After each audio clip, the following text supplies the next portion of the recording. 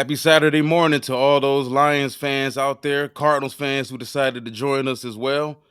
We are less than 24 hours away. Well, actually, no, we are a little over 24 hours away. We got a 4 o'clock start, 4:25 start. Got that down there at the bottom of the screen for everyone. Between our Detroit Lions visiting those pesky Arizona Cardinals out there in the desert. Shanti, what's going on this Saturday morning before we jump into everything? Yeah. What's up, man? It's time to get back, man. You know what I'm saying? Back to work. You know what I'm saying? It's a long season. I think that as we get into this thing, as we start off our dialogue for this week, man, I think I wouldn't say I don't want to say the sky is falling and this is like a must-win game, but it's sure close to me. You know what I'm saying? This is why I say that. I know we're in week 3, but as we talked about in the pre-show, you know what I'm saying? You already dropped the game to Tampa Bay. If you Yeah. don't win this game against the Cardinals, which it's a team I had as my one of my dark horse teams in the NFC, to be pushing for a playoff spot.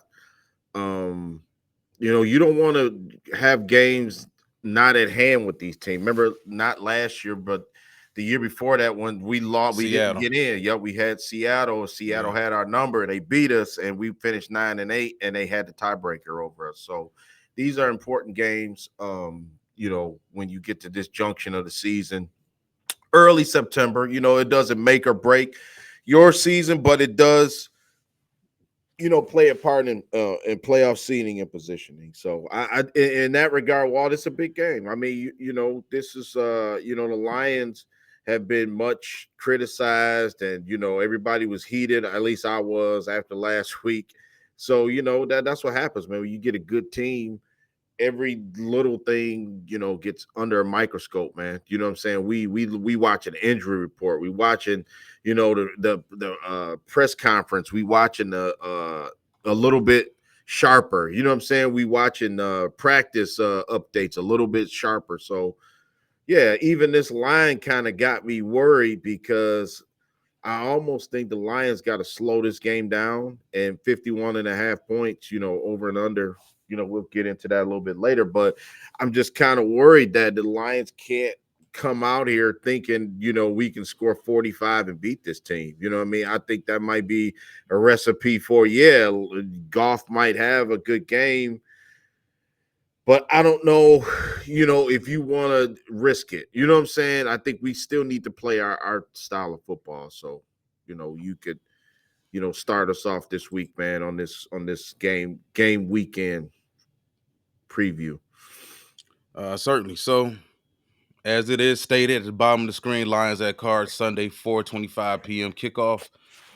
Over under 51 and a half, money line minus 50, Lions -3. Ashanti, for those listeners out there who may not be um as blended in with those numbers down there, explain those three numbers down there at the bottom for people. Yeah, the over and under is basically the amount of points that the bookies. I hate to say, I shouldn't say bookie. That sound dirty too. Yeah, I should say The middleman. that's the number that the Yeah. casinos are saying that the total number is going to be. So let's just say if you're betting the over, and let's just say if you want to bet the over on this game, you could say, I think the line's going to win. I think the score is going to be, let's just say 35-31.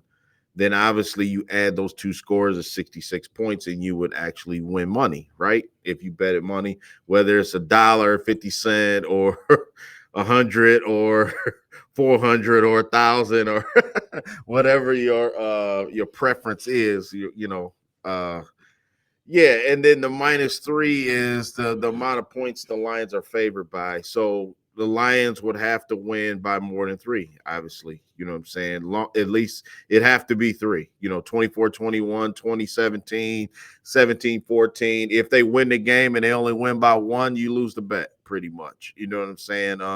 If And you it'll be get an vice 18, versa for the Cardinals. vice versa for the Cardinals, Yeah. correct. Yeah, if it's 23-22, you lose. 23-21, you lose. You need 3 points for the Lions to win for you to cash out. So, and then the money line is basically the what, like if you bet 100, basically you'd have to bet 100 to win X amount of dollars with 50, or uh whatever. The money line's kind of confusing sometimes, but not sometimes, when you don't know. And I think I find myself betting the money line a lot if I do bet, because I don't sometimes I don't trust over and under, because it seems like, man, these teams know exactly they know exactly what's going on with the line. Sometimes weird. It's crazy. If anybody ever follows it, they watch it, they kind of know what I'm talking about. I almost feel like it's cheating going on.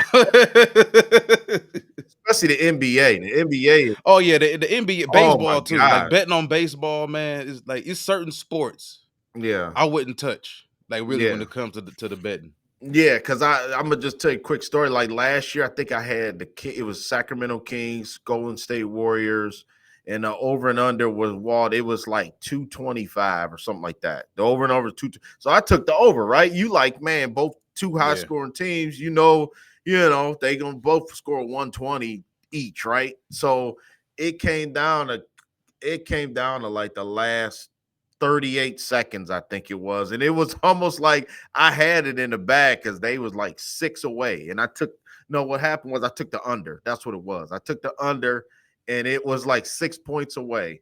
And it was almost like, dude, they called Steve Kerr called a timeout. And it was almost like they knew What's the what line? they had to have. And then lo and behold, I think the Kings wound up winning the game, but I think like Klay Thompson hit a couple meaningless 3-point. It was and it broke even, and I lost the bet, and they totally took the money out of my hand, bro. And I was like, it was crazy. It's like, they know, man. They know in some type of weird way. But yeah, the money line is actually is the money, the amount of money that's on said team. Like that, Yeah. the money is coming in on the Lions right now. You know what I'm saying? On both teams. So you want to have more. Vegas always wins. You got to think of it like that. You know what I'm saying? But you can get your share if you place the right bet. You know what I'm saying? That's why parlays are so popular. Yeah. Sometimes the apple cart will get upset though. If you go Yeah. back to last year's Super Bowl, all the money for the last 2 days I think was coming in on San Francisco. Yeah. Yeah. And Kansas City ended up stealing that game in overtime. I can't remember what the over under was on that Yeah. Super Bowl, but Kansas City put a big dent in Vegas Yeah. last Super Mhm. Bowl. But Mhm. all right, man. So like Yeah. I said, over under 51.5, money line minus 150. Lions -3. So if we look at the history, at least the recent history between these two teams, Crazy. Lions have won 4 out of the last 5 games against Arizona. They haven't played since 2020. Was it 2020? I Yep. think.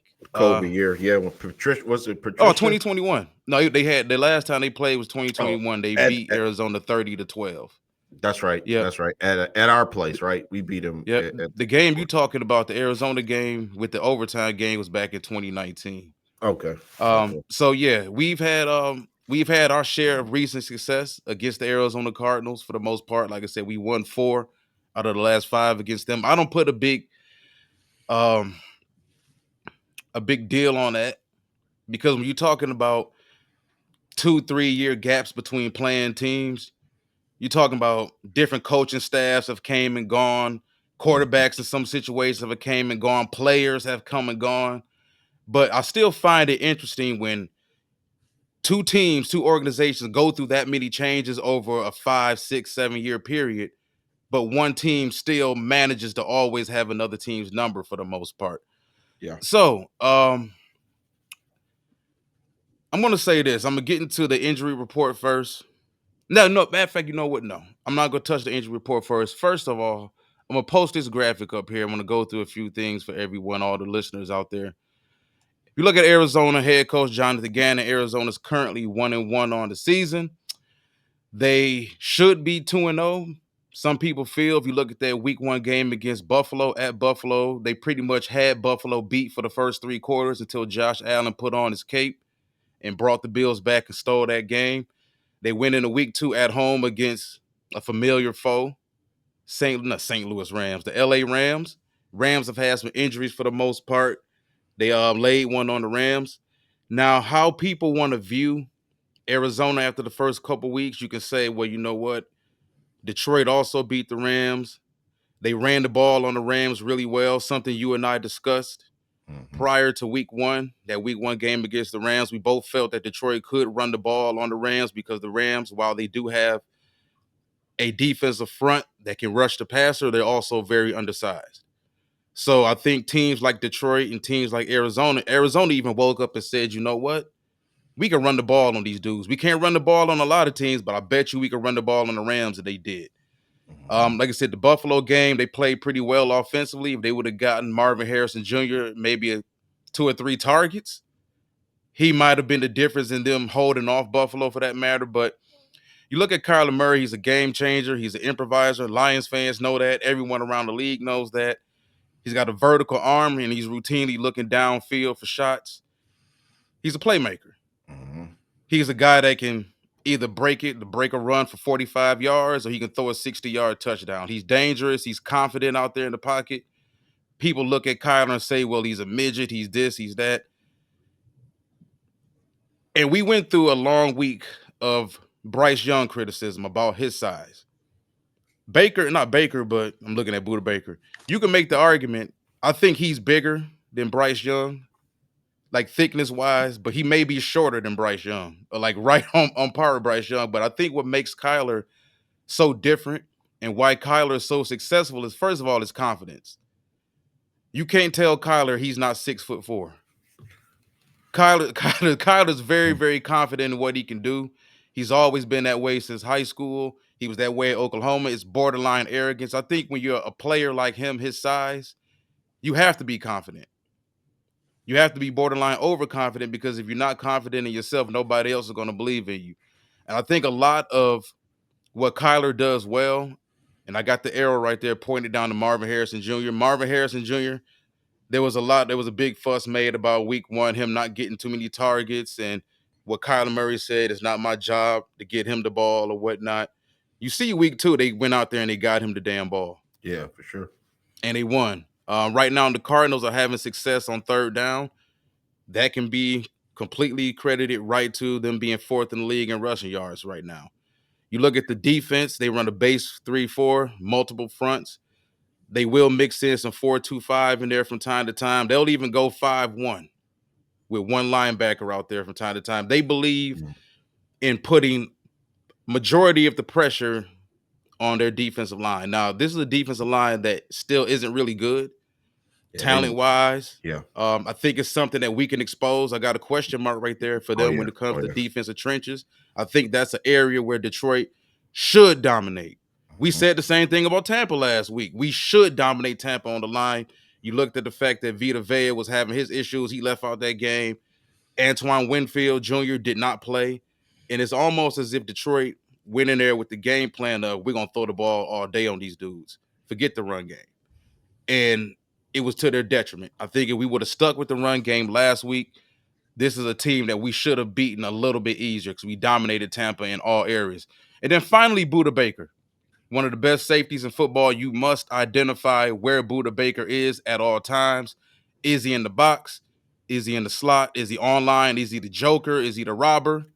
In that quarter, is he high? Is he shallow? So with that being said, Yeah. um, I think Arizona's growing. I was kind of high on Arizona too. This not high as far as them being a playoff team. I thought Arizona was going to cause some fits for some teams. I still think Arizona's somewhere like around an 8-win team, maybe 9 wins. Wouldn't shock me if Arizona did pull out 9 wins. But overall, when you look at that graphic I posted, I know it got some things jogging in your mind. You already have some things jogging in your mind. Mhm. When you take what I put up there and you apply it to what Detroit does well or does not do well, what do you think is our biggest situation that we have to take advantage of against Arizona? Yeah, you said it, man. The 4-2-5. I think that's a recipe for us to get the run game going this week. You know what I'm saying? Especially Jahmyr Gibbs. I think Jahmyr Gibbs, this is his opportunity that he can make some plays, man, because I do think it'll be a little bit more space for him to run. You know what I mean? Even though he's got enough speed to get to where he needs to go. I think a lot of times, Jahmyr Gibbs bounces outside. and he's doomed a lot of times. I think this game right here is a perfect example where we could see him flourish. Just like a couple games like the Raiders game last year. You know what I'm saying? Notably, kind of the same kind of defense setup, and I just believe that this is going to be a game where it will be decided in the trenches. You know what I'm saying? Our offensive line, listen, our offensive line really hasn't been that great, to be honest with you. The first two games, it's supposed to be our strength. I think we're gonna get back to that walk. I do think the Lions are the better team. They should win this game, in my opinion. But just going off of mano a mano, I think we got more talent than the Cardinals, but the Cardinals can score, and I think that's going to pose a threat for the Lions, man. If they let's just say like Tampa, remember last week they jumped right on the Lions and scored and got the crowd out of the game, forced the Lions to do some things that they really wasn't accustomed to do. I think, like you said, the game plan last week was to throw the rock, from the start. But I don't know if they abandoned the run kind of quick last week. So hopefully this week, I think if we take what they're giving us defensively, I think that we can take advantage of that and do some good things, Walt. You know what I'm saying? Like you said, Buda Baker, love a guy. I remember we were talking about Buda Baker last year, talking about possibly excuse me, getting him in a trade or something like that. When we needed safety help, some experienced veteran leadership. Oh man, sneezing today. Bless you. Thank you, sir. Yeah, but I think as a whole, James Conner poses a threat to me a little bit. You know what I mean? Very underrated. I think people don't talk about James Conner enough, man. Tough Hard runner. nosed, tough, really tough, man. Can get where he needs to get. Runs through the tackles, in between the tackles very well. Can sniff the end zone when he's close. I like that about him. Kyler Murray's a guy, and I've always kind of said that Kyler Murray doesn't pose a threat at all. But you know what? I give Jonathan Gannon credit, man, and the organization. They stuck by him, and I think for now he knows he has the vote of confidence from the organization. I think that that's making him better and not press so much and know he's the quarterback of his team. And Kyler Murray, listen, he's got some talent, man, regardless of his size. I mean, Definitely. I'll yeah, I bring it up a lot, but you know what I'm saying? That don't mean nothing. You know what I mean? As far as him going out, I can just picture this scenario. If Kyler Murray's hot, if he's cooking, third and eights, third and nines, third and tens. He goes back, everybody's covered. He'll get the first down. And I think that'll be the difference in the game, Walt. If he's able to get the first down at will, we've seen that in the past with the Lions defense. I think their line's going to be in trouble. I really do. I think that people just don't realize, the damage he could do with his legs. We seen a little bit of sample size last week because Baker Mayfield, he threw for 170, 180 something yards, I think it was.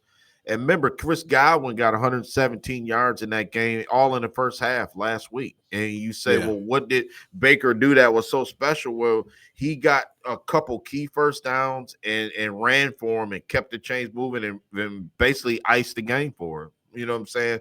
I could see the same thing with Kyler Murray. I don't know if he's got discipline yet down the field. That's another thing. Like Marvin Harrison Jr., they listen, organization smart. They know you got to get your number one guy to the ball, man, period. You know what I'm saying? And they sprung him up. I was surprised, though, that they got him open the way that he was open, like he was open on a lot of those plays last week. You know what I'm saying? I mean, and we know Marvin Harris is a great route runner. We know that. You know what I'm saying? Polished, absolutely the best receiver in this draft coming out. So we knew that Marvin Harrison can get loose and get, find the coverage and find a soft spot, stuff like that. But I don't know if they're going to have that much success, Walt, against our secondary. I don't know, man. I think that the bottom line going to come down to Kyler Murray making the right decision on third down. And I think if he does that and gets some confidence, man, look out. You could be in a 38-35 game.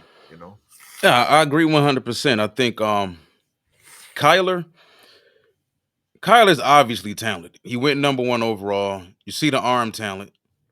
for sure. He's not reckless with the football. He's not out there turning the ball over left or right. He wants to run. The thing is about Kyler, it's always been with Kyler. Can he stay healthy?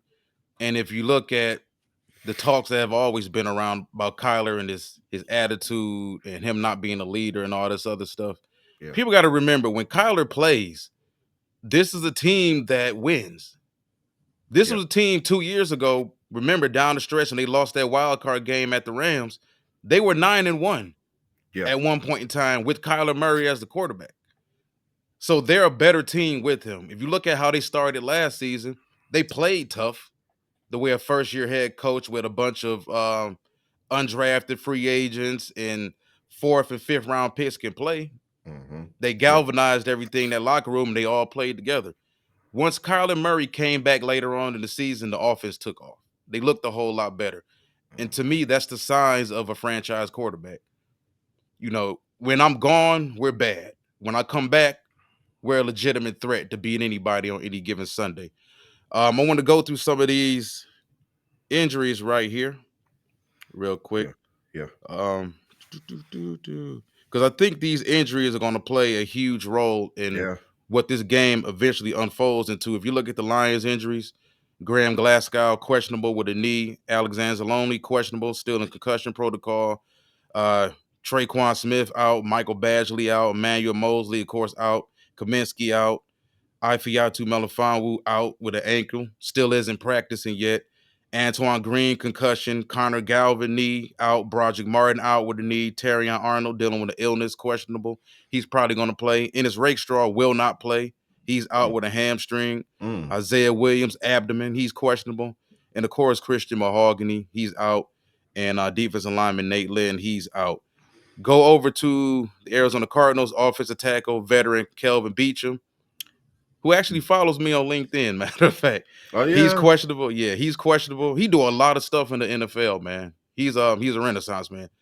Beachum, he's out with a hamstring. Wide receiver Zay Jones, I think this is key for them. Also, he's out with a suspension. Mm-hmm. Jonah Williams, offensive tackle, out with a knee injury. Mm. Wide receiver Greg Dortch, big time Yeah. playmaker downfield. He's questionable with a hamstring. Yeah. Even if he plays, you talking about dealing with a hamstring, so he's going to be limited. Guard Carter O'Donnell, he's out, undisclosed issues. Edge rusher BJ Ojolari, he's out with a knee injury. Defensive tackle Dante Stills, he's questionable with a shoulder injury.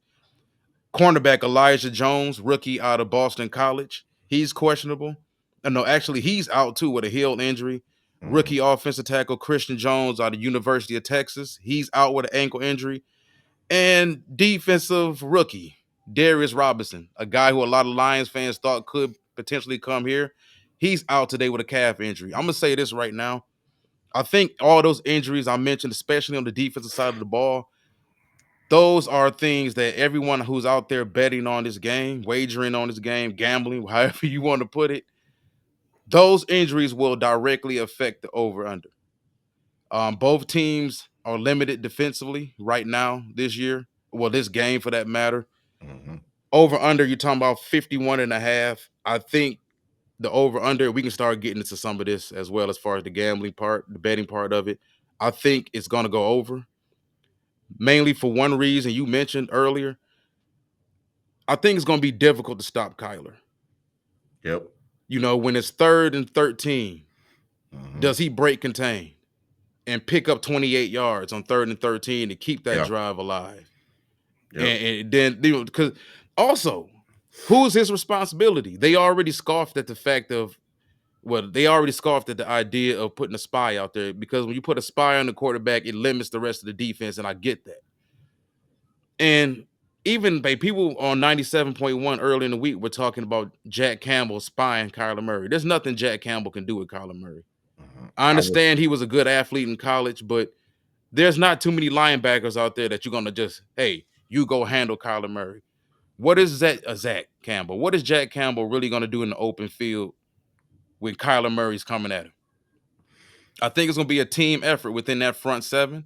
Also, I think they're gonna have to run a lot more 3-4. You want to get as many athletes on the field and keep as many athletes on the field as possible. I think when it comes to defending Kyler Murray. What are your thoughts?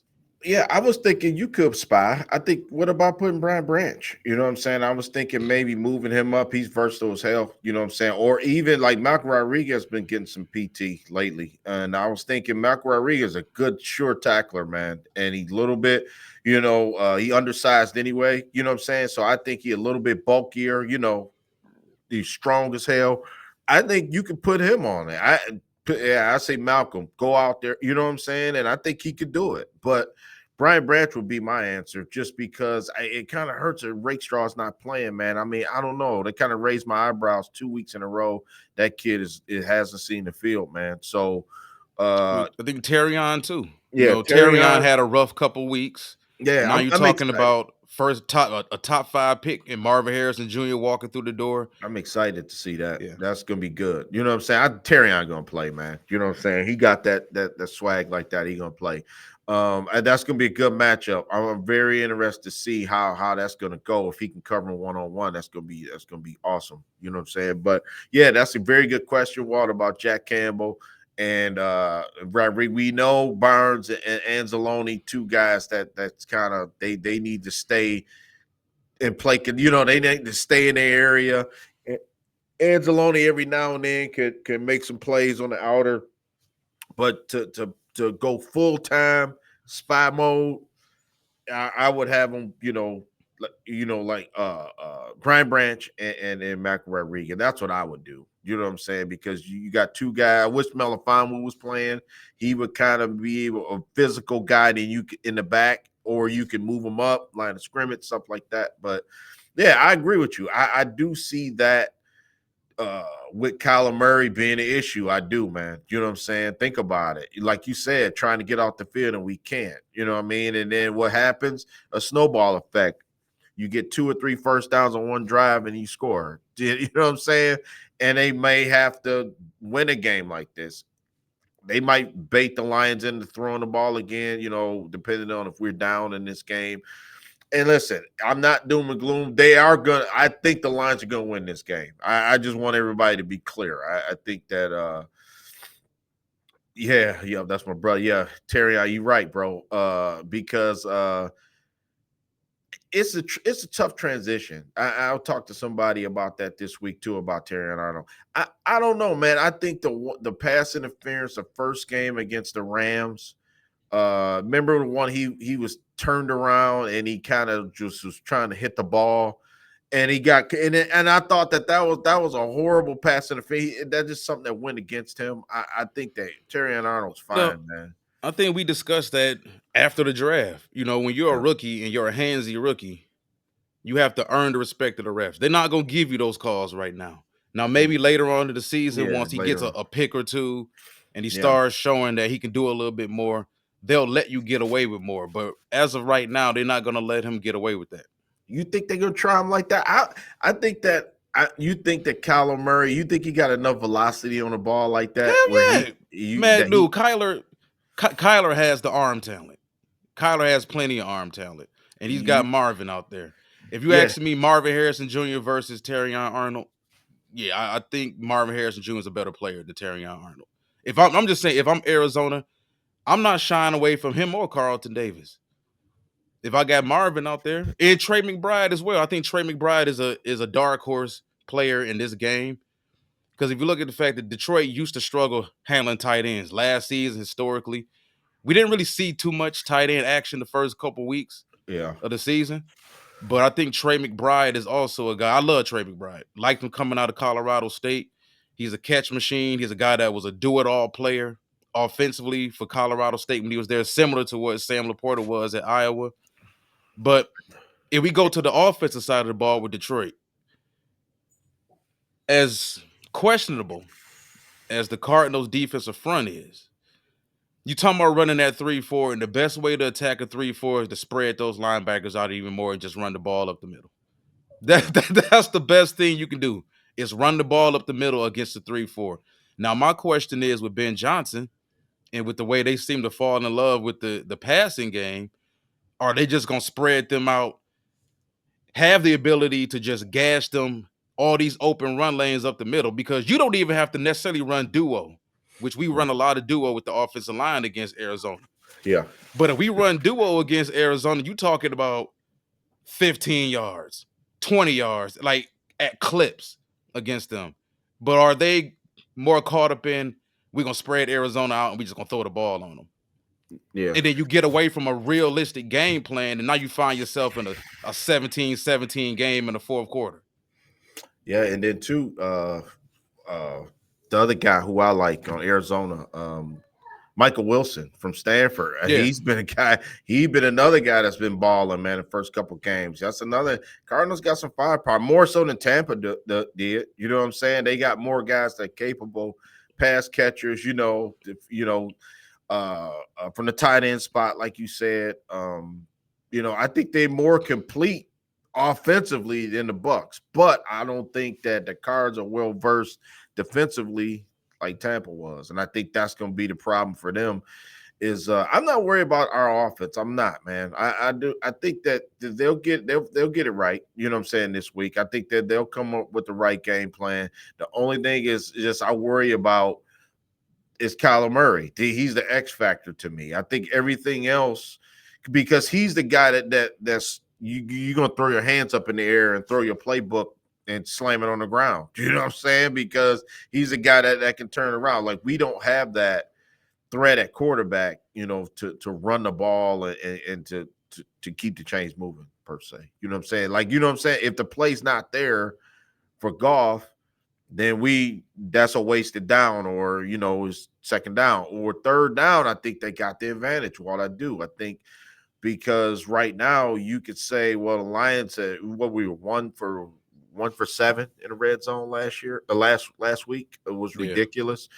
And you hear now that Laporta's like coming out of an injury. I thought it was real weird that he hasn't gotten the ball, and I think that's Dan Campbell said as much, that they pretty much like didn't have him in the game plan too much. You know what I'm saying? Because he yeah. was still recovering from the injury. So hopefully he's been kind of going easy in practice, and he's ready to go tomorrow, man, when they play. You know what I'm saying? I think that this is gonna be a huge game, man. The It's matchups across the board that the Lions take advantage of, but the two areas that I don't like, you mentioned it, man, with Carlton Davis, and I'm not gonna say I don't like the matchup with Terrion Arnold, because I like Terrion Arnold. I think he's a guy that's just, people has to relax, man, and just let him play on the island. Just I think Fans that don't relax though. he's capable. Fans are either way left or they way right. I saw somebody on, was it? It was on Facebook a couple days ago comparing Terrion Arnold to Deion Sanders. Talking about Yeah, well, no, I he's wouldn't do got that. Deion Sanders confidence. Like No. Well, really? Like he do got how many swag though. corners have confidence though? Like can we, Got to play the as position. fans, we can't wait to over blush our players. Like, I Yeah, mean, just let the dude become a really good player in the league first. Or let him become a good player first of all. You know what I'm saying? We yeah, both said prior to the season he was gonna get cooked. yeah, Rakestraw is gonna get cooked. They're rookies. Rookies get cooked. They rookies have bad games. If you're going up against a competent offensive coordinator, he's gonna put together a game plan to cook a rookie. yeah. Like that's just how it is. If I was That's an what it is. offensive coordinator, I'm going at you over there. I want to see Kyler try to challenge him. I don't know if Yeah. Kyler can do it. That's just me. I think we know Marvin Harrison get open. We know that's not even a question. It's just I want to see if Kyler. What I'm saying is, can he throw it in a tight window situation against it? Is he going to try Terry on like that? And I don't know. Well, if he able to, it might be a pick six going the other way. If he try that, like, to me, Harrison would have to be like wide open. I'm saying if he owned Marvin Harrison, is Kyler Murray? I don't know if his arm We like talking that. about Kyler. We talking about, you don't know if Kyler's arm is like that? Not like that. Not like rah like Man, that. I don't. He ain't Stafford out there throwing a rock like that. So I ain't seen it. But man. Kyler has a big arm. And Kyler's confident. if And- he could, yeah. listen.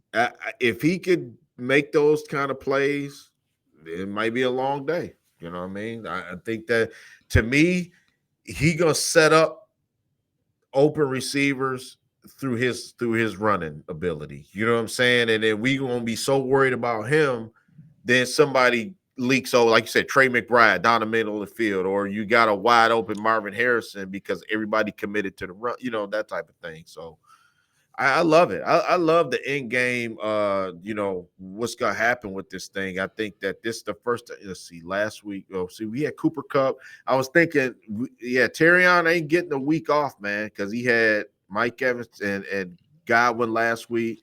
Cooper Cup, yeah. I mean, it beat goes on. Next week is gonna be DK Metcalf. You know what I'm saying? It's like CD Lamb. Yeah. I think he's getting baptized by fire, which you kind of want, like you said, maybe end of the year.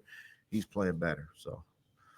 All right, so let's get down to the nitty gritty of this. Over under 51 and a half. I Yeah. got it actually. And this, you ever been gambling and looked at Uh-huh. the over under and said to yourself after the game was over, they killed me with that half?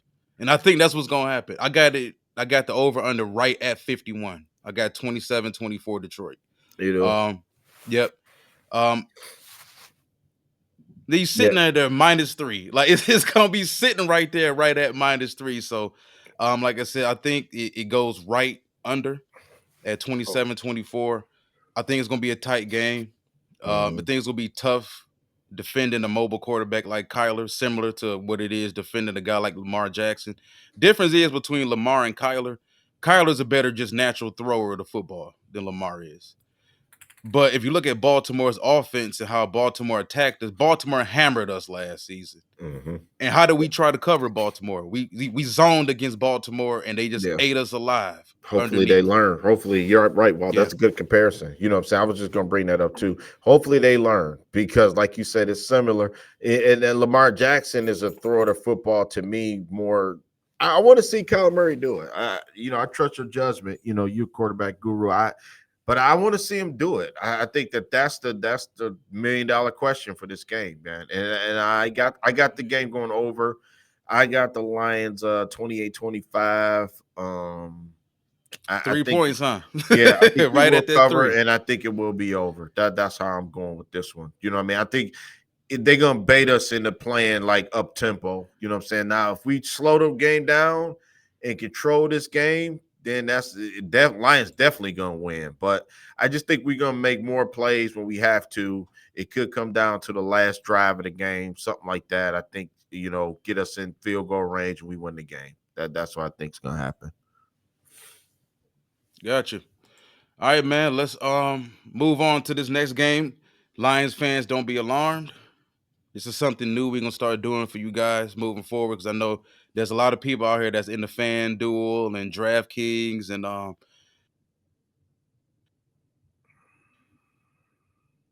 getting on the phone and calling their bookie for the most part. Yeah. What are the odds? Ravens, Cowboys, Eagles, Saints. What you got? We're gonna start with the Cowboys and Ravens for that matter. Ravens Cowboys, yeah. I mean, you look at it, Baltimore's coming in this thing. It's this basically a pick 'em game, and the over and under did move down to 47 and a half as of this morning on DraftKings. Listen, Cowboys at home, 1-1. Ravens 0-2. You look at it, man, it's a big game. I mean, the Ravens cannot go 0-3. This way I look at it. I'm taking the Ravens only because I think they're going to be desperate as hell, Walt. They have to win this game, in my opinion. You know what I mean? But if they don't lose, only because I think their division too, you got the Browns and the Bengals, both have been struggling out the gate, and Pittsburgh has been, really good actually, especially defensively. So I do look at it. I trust. I trust that Harbaugh. I trust that the running game with Derrick Henry is going to work this week. I think that whatever it is that's happened the last 2 weeks, with the Cowboys, I think that's going to be a microcosm of their season. If I switch to them, I don't know if they're the team that just blew the doors off Cleveland, and I don't think that they're the team that got just trucked by the Saints last week. I think they're somewhere in the middle. You know what I'm saying? I don't think they're that good, and I don't think they're that bad. To be honest with you, I think they are a playoff team, but this is a game where I'm giving a nod to Lamar Jackson. I think that they have. Oh boy, they have it defensively where I think they got more defensively where they could cause Dak Prescott to be confused, to make some errant throws. We've seen it before. He targets in on CD Lamb. Do they even have a tight end in Dallas? I haven't even seen him throw to anybody else Jake other Ferguson than. and some other guys. Oh yeah, I know. I was just being facetious, Oh but no, yeah. you know what I'm saying? He don't throw to anybody but CD Lamb. It's crazy, and he get away with it. It works though. It works. I think not having a running game, like they're used to having, I think that's might be an issue for Dallas. I think that Baltimore can control the game. The line is not offensively. I take that back. Derrick Henry, Lamar Jackson's gonna have to be able to get off for this team to do anything. I think this the perfect game to do it though, because I'm not for sure if the Cowboys are ready for a mobile quarterback as well. I mean, I don't know, man. I look like I go back to Cleveland, and when Deshaun Watson was kind of like kicking the rust off, right? And it was like nothing he did was effective. And I think that now Baltimore's seen that tape, and now you insert Lamar Jackson with the same game plan Cleveland had, and I would say Lamar Jackson would be more successful to me. I don't know, and I don't think the Cowboys have a hella home field advantage because they don't. You know what I'm saying? That mystique is gone. I think with this team, I'm taking the Ravens. I think that the over and under, it's going to be under that though. I think the under 47 and a half to me, I can see 20, I can see 21-17, something like that, 21-18, something low, you know, uh, because to me, I just don't believe in the Cowboys. I don't. I think that in that division with the Eagles, I think Washington and Dallas is going to be maybe like trying to figure out who's going to be that second team. You know what I'm saying, in that division. So that's how I feel about it. Yeah, I agree. I'm gonna take Baltimore in this. One thing I think people need to really take into account too, Lamar in his career is 20-3 against the NFC. Oddly enough, he's only played Dallas once. That was back in 2020, and they beat Dallas. They hammered Dallas 34-17 at home at Baltimore. Mm-hmm. Um, Weird though, the only three losses he has to NFC teams in his career are to the Giants, to the Panthers, and to the Saints. Mm. Nobody good. Like he's beaten all of the good, the really good teams though, for that Yeah, matter. yeah, Yeah. yeah, Um, Dallas, you look at they're to me they're the same Dallas. You look at last season, they started week one, they destroyed the New York Giants on was it Monday night, yeah. and then they 40 to turned 10 or around and something. then Yeah. they got destroyed week two at Arizona. What did they do this year? They destroyed Cleveland, then they turned around and got destroyed by the Saints Mm-hmm. badly at home. So I'm taking Baltimore. I think it's gonna cover. I think if you look at the over under on that is 48. I'm gonna go over. I think Dallas will score some points in this game. Just considering how bad they were last week, I just don't see them coming out as flat and bad as they were last week. Both teams are coming off of losses. Baltimore is 0-2. Dallas is 1-1.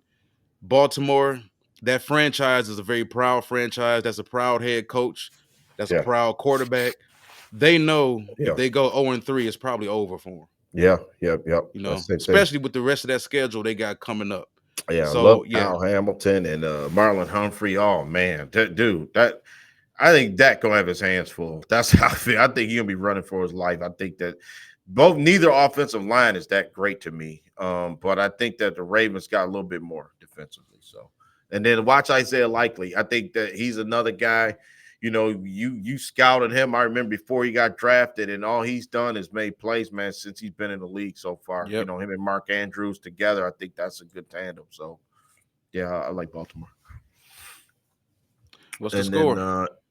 I say 20. I say 21-8, 21-17. I'll go Ravens. I think it's going to be an under game. They're going to cover though. Obviously it's a pick 'em game, but I say under.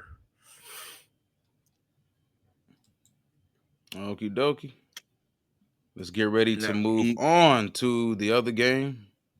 We got Eagles Saints and Saints. Yeah, Eagles. Um, yeah. yep. The numbers did change on that, so I'm gonna post this, but you can go ahead and let everybody know the differences in these numbers right now. Yeah, yep. Then as of right now, like this was Thursday, start of before the game started on Thursday. But now it's three. So something fishy's going on with this. Not really. It's just probably maybe an injury or something that we don't know about on the Eagles side. Somebody might not be playing. I don't have it in front of me. Forgive me. But yeah, New Orleans is -3 over and under 49 and a half. This is going to be a high scoring game. I think both teams ain't going to be able to help but to throw the ball. It's too much talent on both sides of the ball. This New Orleans, what they're doing is real. I was on New Orleans train last year, and I think now it's coming together. I didn't believe in the head coach, but I think that the new offensive coordinator has really turn this team into a juggernaut, at least the first time. We see this every year. With last year, remember we seen it with Miami scoring a bunch of points early, and beating their opponents, just outscoring them basically, turning every game to a track meet. I think this is gonna be a perfect game. It's gonna be a really good game. I really do. I think the Eagles gonna go in there and win though. But I do think it's gonna be over, and I got Philly. Philly looked good to me. The first game against the Packers, they did look good. They did lose to the Falcons. I mean, they did, but I think they more so gave the game away, in my opinion. I think that I'm high on Jalen Hurd as it is. I think Philly got some run in them, man. I don't think that people trying to bury him. I do think the Saints are a playoff team, the way they keep, the way they can score, but I just think that they lose this game, but I think it's going to be high scoring. I think Derek Carr. I've always been a Derek Carr fan. He just always disappoints me, but hey, he could throw the rock. I mean, it's obvious he a gunslinger back there, and if he plays comfortable and you don't have to depend on him to maybe win the game, like per se, like it don't have to come down to a final drive. I think that he could the first three quarters, he'll let it rip. He'll score 40 in a minute. You know what I'm saying? He like Kirk Cousins a little bit. They'll score 40. They'll score 35 on you. You know what I'm saying? They might not win, but they'll score some points. So I'm intrigued by how the contrast of styles is gonna go do it. Saquon Barkley Walt's been excellent for the Yeah. Eagles right now. That's been just the I think what they needed, a security blanket for Jalen Hurt. AJ Brown, hopefully he plays. Now, maybe AJ Brown's not playing again. I mean, I don't know the injury report, so that might be a situation if he doesn't. But Devonta Smith it proves every game, man, to me that he's getting ascending as one of the top receivers in the league. You know what I'm saying? They still got the good offensive line, that can push the pile a little bit. So you got Chauncey Gardner back there making plays. He didn't do it for the Lions, but he's doing it for the Eagles all of a sudden. So him, what's the other kid? What's the Reed Blankenship? Really like him. Good linebacker play. I like the Eagles, man. I really do. I like the Saints too, but I'm gonna take the Eagles this week, Walt. And it's gonna go over. You and I disagree completely on this, man. I'm gonna take the Saints in this I game. cannot believe you I taking don't the like what Saints. and you know how badly I got the Saints leave a bad taste in my mouth for all those years of gambling. I lost a lot of money betting on Drew and them boys, man. Um, I don't like what I've seen from the Eagles since last season. They started 10-1, and once stuff really started to fall apart for them, they look bad overall, offensively, defensively. I don't like what I saw the first couple weeks of the season from Philly. Um, the fan base there seems to really hate Jordan Davis right now. Jalen Carter's been underperforming. Both of those guys are 2 first-round picks, 2 high 1st-round picks that they're not really getting anything from. Mm. So and then the Saints seem I don't on paper the Eagles are better. I think name wise, but I think the Saints right now know more about who they are. They beat the Eagles last year 20-10. They know how to beat the Saints. I mean, to beat the Eagles. Then 2 years prior to that, the Eagles won, I think, 40 something to 20. But they were able to run the ball over 200 yards on them. Hurts had a huge game running the football. And what I've noticed since that Super Bowl loss to Kansas City, teams have now stopped him from running the football. Like, we're not gonna let you throw all these kill shots downfield to Devontae Smith and AJ Brown and break off 40-yard runs. You got to pick and choose, bro. And since that Kansas City Super Bowl that they lost, teams have done a great job of loading that box and shutting down Jalen Hurts' running attack, his rushing attack, his rushing lanes. I'm going to take the Saints. Right now it's at, what was it at? 49.5. Yep. I got New Orleans 23-17. I think they covered that 3 points too as well. I just, as much as I like the Philadelphia Eagles on paper, I'm just not believing it right now, bro.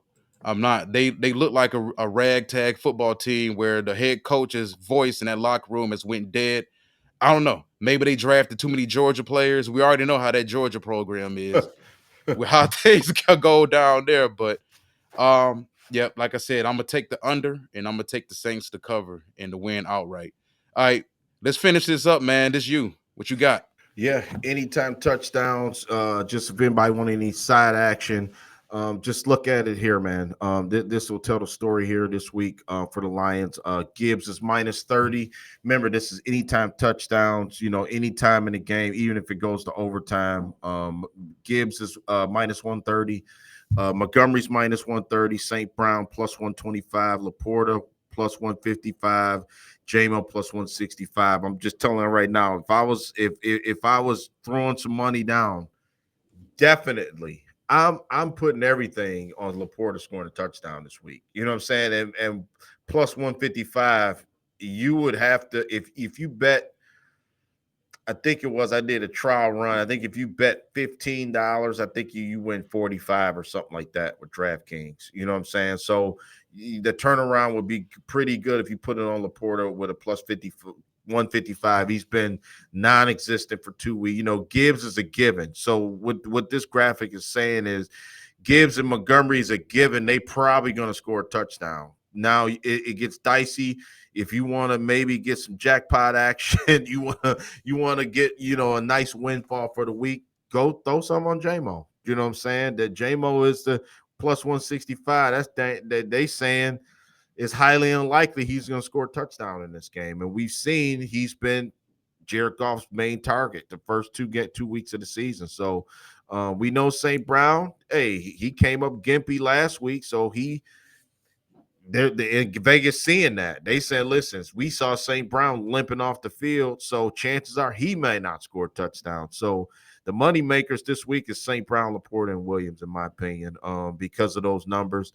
Gibbs and Montgomery, you could throw something on there, but it's pretty much going to be even money with those two. You know what I'm saying? Because it's a given. Those two guys, Walt is a main cog of our offense, and it's not going to be any – it wouldn't be a surprise to see Gibbs or Montgomery score. Now you go maybe next week we can go 2 touchdowns. I think now that's Yeah. it's big money on all those guys. But right now, if I had put my money down, it would be Laporta for me this week. So St. Brown, Laporta, and Williams got good turnarounds to make you some cash this week, everybody. Yeah. I'm gonna go walk a little bit on the wild side. Yeah. I think there's a good chance. I'm gonna tell you, I think there's a good chance 4 of these dudes score. Because when you Yeah. look at Yeah. our matchups offensively against them defensively, I Mm-hmm. think Montgomery probably scores. Just because I think we're gonna, after last week's game, I just feel like Campbell and Ben Johnson offensively, from a scheme standpoint and a philosophy standpoint, they're going to get right back to what they need to be. So I'm thinking Montgomery scores on the ground. He may get a couple. Mm-hmm. I think St. Brown, Laporta, and Williams all score as well. Yeah. Yeah. I Just because I like think that. we just have so many matchups, and if Buddha isn't on the back end consistently, because they need Buddha Baker in the box too to help out against the run. If he's Yeah. not on that back end, we take advantage of those young corners out there, and I think we have a field day. Yeah. Should, Yeah. should, Yeah, I agree, 100%, 100%. Anytime touchdowns, I think it's a real fun way to stay live into the game because remember, you get 4 quarters and then overtime. You know what I'm saying, for your guy to score. So I think that's an easy, way to get out of a slump if you've been not hitting your bets. Hey, you try anytime touchdown. You know what I'm saying? It's fun. You know what I mean? Just put 5 on it. You know what I'm saying? See how you like it, and then maybe it might be something. But we're not going to go like next week. We might get into passing yards with Jared Goff. You know what I mean? It's so many yeah. fun ways to have fun and just it's not so tense. Like a lot of times when we're betting these games, Look people at are me not just paying attention. people are It's too tense. early for me, man. That's all right. You all right? It's You too you early for you me. done had your coffee. You still fumbling I'd around. rather have my coffee and still trying to drink a bottle of water with a damn top on it. Yeah, that's all good, man. But you know what though? It's like what I'm saying, Walt. I don't know if you can agree with this before we let everybody go today. Gambling don't have to be stressful, man. It don't. You know what I'm saying? You could just let it ride and just say, hey, I'm having some fun.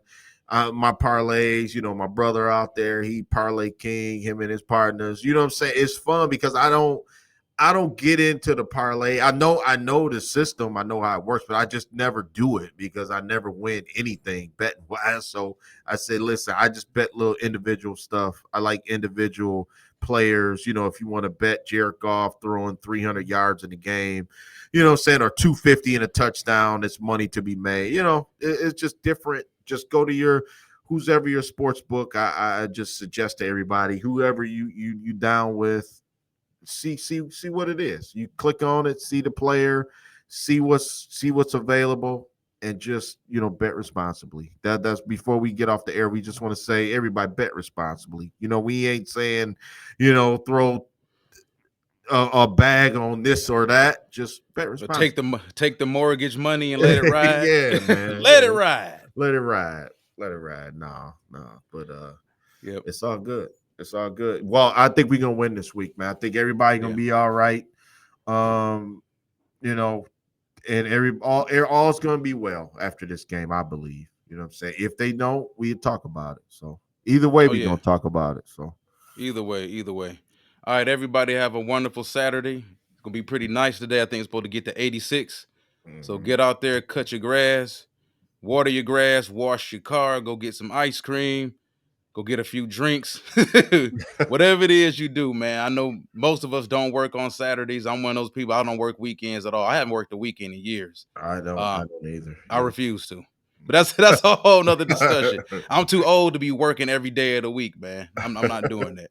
But I like to say, everybody have a good weekend, and we will see y'all Monday to break down this Lions win over the Arizona Cardinals. Peace.